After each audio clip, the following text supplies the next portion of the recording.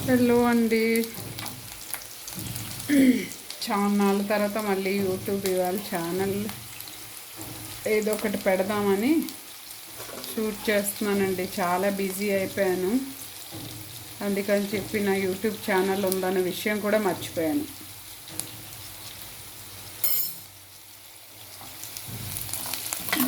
ఇవాళ ఎలాగా చేపల పులుసు, చేపల ఫ్రై చిన్న వీడియో తీసి పెడదామని.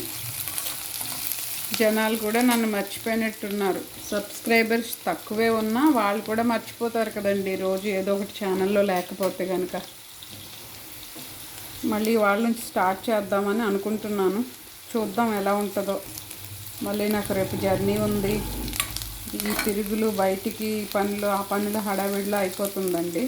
ఇది చేపల పులుసు అయినాక నేను మళ్ళీ మీకు పెడతానండి ఒక వీడియో.